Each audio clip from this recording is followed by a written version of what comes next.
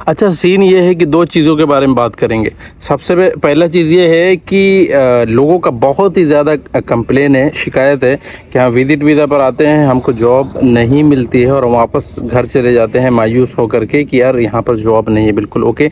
दूसरा चीज़ ये है कि इंडिया से हायरिंग होती है किसी भी रिक्रूटमेंट एजेंसी के थ्रू, और वहाँ पर क्या होता है कि वो लोग आपको हायर कर लेते हैं और वहाँ के थ्रू आपका जॉब लग जाती है और आप कंपनी में भी चले जाते हैं। लेकिन आप जिस पोजीशन के लिए, जिस डिपार्टमेंट के अंदर, जिस ट्रेड के अंदर, या जो भी आपका पोजीशन है, उस पोजीशन में आपको नहीं रखा जाता है, दूसरी पोजीशन में रखा जाता है, दूसरा काम दिया जाता है, दूसरा काम करवाया जाता है आपसे। आप इसलिए ज़्यादा परेशान हो जाते हैं। ये 2 कंप्लेन है, कमेंट बॉक्स में कमेंट है एंड इसका जवाब दिया जाएगा इस वीडियो में। ओके, देखें, जो लोगों का कंप्लेन ये है कि हम विजिट वीज़ा पर आते हैं स्पेसिफिकली दुबई के अंदर, यानी विजिट वीज़ा का बहुत ही ज़्यादा स्कोप है दुबई के अंदर। यानी लोग आते हैं visit to employment, visit visa पर आते हैं, यहाँ जॉब सीख करते हैं और सीख करने के बाद बहुत सारे लोगों को जॉब मिलता है और बहुत सारे लोग वापस चले जाते हैं, उनको जॉब नहीं मिलता है।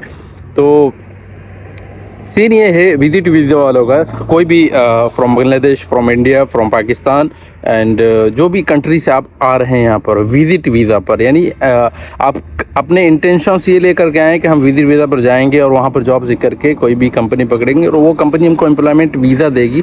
उसके बाद हम अप्रॉक्स 2 ईयर काम करेंगे, 4 ईयर काम करेंगे, जैसा भी आपका मर्जी चाहे उस कंपनी में। आफ्टर 6 मंथ आप वहाँ पर रिज़ाइन देकर तो दूसरे कंपनी भी ज्वाइन कर सकते हैं, लेकिन वो आप पर डिपेंड करता है कि वो कंपनी आपको कैसे मिलती है, कैसे नहीं मिलती है। ओके, बहरहाल वो मुद्दा नहीं है। मुद्दा ये है कि विजिट वीज़ा पर जॉब मिल रहा है दुबई के अंदर या नहीं मिल रहा है। ओके, या बाकी अदर कंट्रीज़ में भी जॉब मिलता है, नहीं मिलता है। ओके, देखिए, सीन ये है ना विजिट वीज़ा वालों का कि आप एक दूसरे से सुनते हैं कि फ़ला आदमी गया, विजिट वीज़ा पर गया और वहाँ पर जा कर के उसको जॉब मिल गया, एम्प्लॉयमेंट वीज़ा भी मिल गया, वहाँ पर काम कर रहा है, उसको कुछ भी मुश्किल नहीं है। देखिए, एक्चुअली ऐसा है ये बात कि ये सबके साथ नहीं होता है। यानी विजिट वीज़ा पर आने वाले लोग 100% के अंदर 40%, 35 to 40% लोगों को जॉब मिलता है और 60% 80% लोग जो है वापस हो जाते हैं। सही है, ये तो क्लियर हो गया आपका। ओके, यहाँ पर ये बिल्कुल फैक्ट है और हकीकत है कि जो लोग विजिट वीज़ा पर आते हैं उनको बहुत ही ज़्यादा स्ट्रगल करना होता है दुबई के अंदर, बहुत ही ज़्यादा स्ट्रगल है। हत्ता मैं भी दुबई के अंदर विजिट वीज़ा पर आया था। इवन मैं अपनी बात कर रहा हूँ कि विजिट वीज़ा पर आया था और मैंने जॉब सीख करने के लिए इतनी मेहनत की कि अगर मैं इंडिया में जॉब सीख करने के लिए इतनी मेहनत किया होता तो न जाने कौन सी मल्टीनेशनल कंपनी मिल जाती और वहाँ पे मैं जॉब कर रहा होता। लेकिन विजिट वीज़ा पर बहुत ही ज़्यादा स्ट्रगल है दुबई के अंदर, स्पेसिफिकली दुबई के अंदर, यूएई के अंदर, यूनाइटेड अरब एमिरेट्स के अंदर बहुत ही ज़्यादा स्ट्रगल है विजिट वीज़ा पर।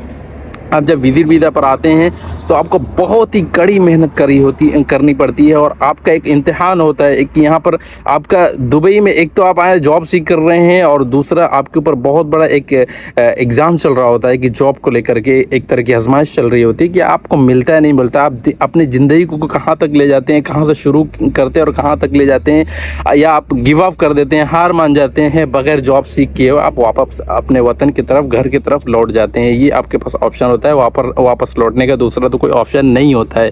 तो विजिट वीज़ा वालों कान खोल करके सुन लो, जो भी विजिट वीज़ा पर आ रहे हो बिल्कुल दिल मजबूत, दिमाग मजबूत, एक्टिविटीज़ मजबूत और अपने आप को मरीज़ बिल्कुल नहीं बनाना है कि जॉब नहीं मिल रही, यार मैं क्या करूं, कैसे करूंगा, अब तो नहीं हो सकता, मेरा पैसा बर्बाद हो गया। ये माइंड में थॉट रख कर के आओ, सोच रख कर के आओ कि अगर मैं विजिट वीज़ा पर दुबई के अंदर आ रहा हूँ, यूएई के अंदर आ रहा हूँ, तो अगर मुझे जॉब नहीं मिलता तो मैं वापस खुशी खुशी घर चला जाऊँगा। यहाँ पर बहुत सारे लोग ऐसे हैं जो जॉब नहीं मिलने पर बिल्कुल डिप्रेस्ड हो जाते हैं, डिप्रेशन में चले जाते हैं और उस डिप्रेशन की वजह से बहुत सारे लोग मरीज़ हो जाते हैं, बीमार हो जाते हैं, पेशेंट हो जाते हैं, बहुत सारे लोग एडमिट हो जाते हैं और बहुत सारे लोग गलत हरकतें करते हैं, यहाँ तक कि इवन सुसाइड का भी केस आया है यहाँ पर। ओके, तो वहाँ पर देखें, आपके पास आप विजिट वीज़ा पर आते हैं, आपके पास रास्ते बहुत होते हैं, लेकिन चूज़ आपको करना होता है और चूज़ करने के लिए स्ट्रगल करना पड़ता है।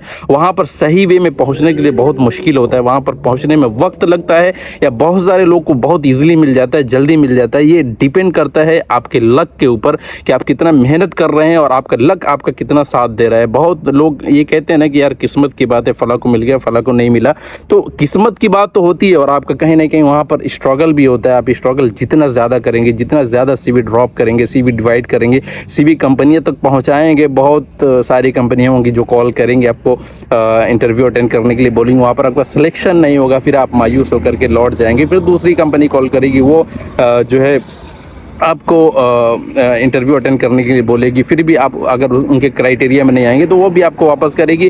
कोई ना कोई आपके लायक, आपके क्राइटेरिया के हिसाब से कोई ना कोई कंपनी मिल ही जाएगी और आप उसमें आपका सिलेक्शन हो जाएगा और वहाँ पर अपनी जॉब और नौकरी शुरू कर देंगे। ये तो हो गया सिर्फ विजिट वीज़ा वालों का कि जॉब मिलना और ना मिलना मैंने आपको बता दिया कितना % चांस है। यहाँ पर 40% आपको चाहना कि जॉब मिल जाएगा और 60% चांस है। 40% वो भी उन लोगों के लिए है जो पढ़े लिखे हैं, एजुकेटेड हैं, अच्छा क्वालिफिकेशन से मेरा मतलब ये नहीं कि आप इंजीनियर हो, डॉक्टर हो तभी आपको जॉब मिलेगा। आप 10th पास भी हो, बस आपका जो आपने 10 तक पढ़ाई किया है तो वो अच्छे से पढ़ना चाहिए। यानी कि ये नहीं कि स्कूल में एडमिशन ले लिया और कभी स्कूल का चेहरा ही नहीं देखा। वो जो कहते हैं ना, एक जो हम लोग एग्जाम्पल देते हैं कि स्कूल के पिछवाड़े पास है, स्कूल में नाम लिखवा लिया और स्कूल का चेहरा भी नहीं देखा, तो वो सीन नहीं होना चाहिए। सही है, आपको जो रीडिंग राइटिंग कम से कम आनी चाहिए और अंडरस्टैंडिंग होनी चाहिए।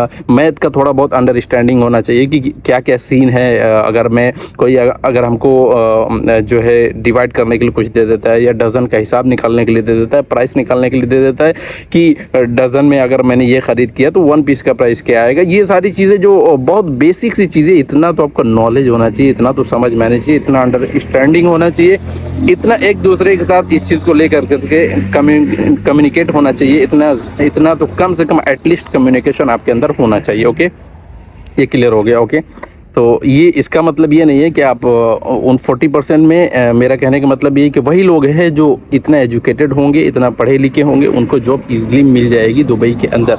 और बाकी जिनके पास कोई स्किल्स नहीं है, कोई ट्रेड या डिपार्टमेंट में काम नहीं किया है, कोई भी उनके पास हुनर नहीं है, वो लोग अगर मुंह उठा करके दुबई के अंदर चले आते हैं तो उनको वापस जाना ही जाना है। ओके, आपके लिए दुबई में कोई जगह नहीं है मेरे भाई।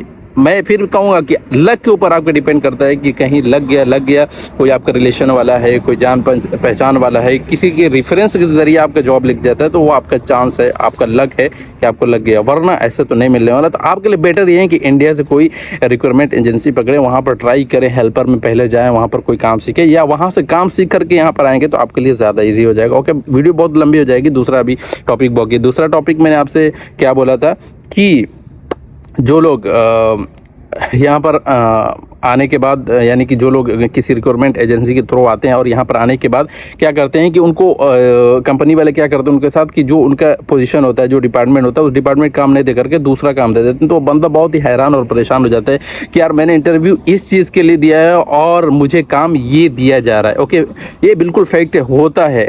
75% लोगों के साथ ऐसा होता है, 25% लोग ऐसे हैं जिनके साथ नहीं होता है। देखिए, दुबई का है, सऊदी वगैरह, जहाँ पर नामनेट वीज़ा होता है या नामनेट वीज़ा नहीं होता है, दोनों चीज़ें होती है। नामनेट वीज़ा होने के बाद भी बहुत सारे लोग मैंने ऐसे देखे हैं कि जो हेल्पर का काम कर रहा है उनका वीज़ा पे जो प्रोफेशन डाला हुआ है, मैनेजर का डाला हुआ होता है, इंजीनियर का डाला हुआ होता है, साइट सुपरवाइज़र का डाला हुआ होता है, सुपरवाइज़र का डाला हुआ होता है, एडमिनिस्ट्रेटर का डाला हुआ होता है, बहुत सारे अच्छे अच्छे पोजीशन उस पर डाले हुए होते हैं और उनका काम हेल्पर का होता है। तो देखिए, पोजीशन जो वहाँ पर मेंशन होती है, जो आपके प्रोफेशन में मेंशन है, ये बिल्कुल ये चीज़ तय नहीं करता है कि आपको वहीं काम मिलेगा, आपको दूसरा काम वहाँ पर दिया जा सकता है। लेकिन एक चीज़ मैं आपको बोलूँगा, जो लोग ऐसे आते हैं पछताते हैं, उनको पछताना किस बेस पे नहीं चाहिए कि जो सैलरी आपको बताई गई है, यानी वहाँ पर जो रिक्वायरमेंट एजेंसी जिसके थ्रू आपने इंटरव्यू दिया, वहाँ पर जो आपको सैलरी बताई गई, अगर उस सैलरी में कुछ बदलाव होता है तो आप कंपनी पर अटैक कर सकते हैं। अटैक करने का मतलब ये है कि कंपनी के अगेंस्ट जा सकते हैं, वहाँ पर जाकर के कंप्लेन कर सकते हैं, कंप्लेंट डाल सकते हैं, वहाँ पर जो जनरल मैनेजर उससे कह सकते हैं कि हमारी ये बात हुई। देखें, इंडिया से जो हायरिंग चलती है वहाँ पर बाकायदा सारी चीज़ें पेपर पर होती हैं, पेपर वर्क पर होता है, सारी चीज़ें आपका एग्रीमेंट जो होगा, आपकी जो बेसिक ड्यूटी होगी, जो एडिशनल पेमेंट होगा, जो ओवर टाइम होगा, सारी चीज़ उसमें मेंशन होती है, कुछ भी छिपाया नहीं जाता है, सारा पेपर वर्क होता है। तो वो चीज़ आपको अच्छे से रीड करें, उसके अकॉर्डिंग आप जा करके वहाँ पर कंप्लेन कर सकते हैं कि भाई मुझे ये काम बोला गया था, ये काम मुझे दिया जा रहा है, ये बिल्कुल ठीक नहीं है, मुझे इंडिया में ये कह गए और यहाँ पर ये मिल रहा है, आप वहाँ पर कंप्लेन कर सकते हैं। अच्छा, दूसरी चीज़ जो जिन लोगों के साथ ये प्रॉब्लम होती है, अच्छा देखिए, वहाँ पर क्या होता है ना कि आप जिस पोजीशन के लिए हायर किए गए, जब यहाँ पर आते हैं तो वहाँ पर आपको जब काम दिया जाता है तो वो काम आपको समझ में नहीं आता है। बहुत दफ़ा आपका, मैं बोला ना कि आपका आपका लक इतना अच्छा है कि लक के हिसाब से आपका सिलेक्शन हो गया इंडिया में भी, सही है। लेकिन आपको काम मालूम नहीं है, काम आप बेसिक थोड़ा सा यूट्यूब वगैरह देख करके इधर उधर कर करके थोड़ा बहुत सीख गए और वहाँ सिलेक्शन हो गया आपका। यानी कि इंटरव्यूअर एग्जैक्टली वही आपको क्वेश्चन करता है जो आप जानते हैं, सही है। तो उस वक्त में आपका लक साथ देता है और वहाँ पर आपकी सिलेक्शन हो जाती है। यहाँ पर आने के बाद जो दूसरा देगर काम है आपको नहीं आता है, वो करने के लिए देते हैं, बोलते हैं यार ये कैसे होगा, ये कैसे होगा। उनको समझाने के लिए मुश्किल होता है, आपको समझने के लिए मुश्किल होता है। तो वहाँ पर वो क्या करते हैं कि आपको लोअर पोजीशन में डाल देते हैं, यानी कि आपको एक असिस्टेंट के रूप में कोई भी काम दे देते हैं कि अभी तुम सीखो, अभी सीखने के लायक हो, सीखने के बाद तुमको पोजीशन प्रोवाइड कर दी जाएगी। ओके, तो वहाँ पर आपको बुरा नहीं मानना चाहिए कि इसलिए कि आप उस लायक नहीं है जो काम के लिए आपको बुलाया गया है। आपका इंडिया में तो सिलेक्शन हो गया, लेकिन यहाँ पर उस लायक नहीं है। आप तब तक लायक नहीं होंगे जब तक वो काम पूरी तरह से सीख नहीं जाएंगे। वो काम आपके हाथ में नहीं देंगे, उल्टा आप वो काम बिगाड़ उगाड़ करके रख देंगे और वहाँ पर बहुत सारे कंप्लेन हो जाएंगे। तो क्या होता है कि जब कंपनी आपका कोई कॉन्ट्रैक्ट लिया हुआ है तो वहाँ पर गलत सलत जब काम होता है तो कंपनी का रेटिंग पॉइंट माइनस में जाता है और कंपनी का जो कॉन्ट्रैक्ट का जो भी पेमेंट होता है वो पेमेंट कटता है। तो उसकी वजह से प्रॉब्लम कंपनी को भी क्रिएट होती है और आपको भी वहाँ प्रॉब्लम क्रिएट ये होती है कि आपको सारे लोग शक की निगाह से देखते हैं, यार आता जाता कुछ नहीं है और न जाने क्यों इतने इस पोजीशन में यार इसने इंटरव्यू दे दिया और यहाँ पर सिलेक्शन भी हो गया, आगे मालूम नहीं, बहुत सारी चीज़ें प्रॉब्लम क्रिएट होती है। बहरहाल वीडियो बहुत ही ज़्यादा लंबी हो जाएगी। ओके, तो आपको सीखना चाहिए, एज असिस्टेंट आप काम करें जब तक कि आपको काम सीख नहीं जाए। सीखने के बाद आपको जो है पोजीशन प्रोवाइड कर दी जाती है और आप जो है खुशी खुशी फिर काम करने लगते हैं। तो बहुत ज़्यादा परेशान होने की ज़रूरत नहीं है। तो दो चीज़ें हैं जो विजिट वीज़ा पर मैंने आपको बता दी कि विजिट वीज़ा पर आपके साथ ये सीन हो सकता है और आप ये करके आएंगे तो आप फायदेमंद में रहेंगे। और जो लोग जिस पोजीशन में इंटरव्यू देते हैं इंडिया में, यहाँ पर आने के बाद उनके साथ ये प्रॉब्लम क्रिएट होती है। तो दो तरीके से होती है, एक तो वो होती है जिनको पूरा काम मालूम नहीं होता है, एक दूसरा चीज़ ये होता है कि उनका प्रोफेशन अगर लिख दिया गया कि भैया वो इंजीनियर है तो सोचते हैं कि हम इंजीनियर ही हैं। ऐसा नहीं होता है, आपको दूसरा भी काम दिया जा सकता है। अगर सैलरी आपकी है तो चुपचाप काम करो, सही है ना। सैलरी मिल रही है आपको, अगर 3,000 दिरहम बता दिया और सैलरी यहाँ पर भी वही मिल रही है, काम कुछ भी दे रहा है। कुछ भी का मतलब ये नहीं है कि आपको कंस्ट्रक्शन फील्ड में लगा दिया, चलो यहाँ मट्टी उठाओ और यहाँ पर ईंटें उठाओ और ये काम करो, तो वो काम भी नहीं दिया जाता है ऐसा। अगर आपको एक पोजीशन में हायर किया गया तो उसी अकॉर्डिंग थोड़ा बहुत ऊपर नीचे काम दे दिया जाता है।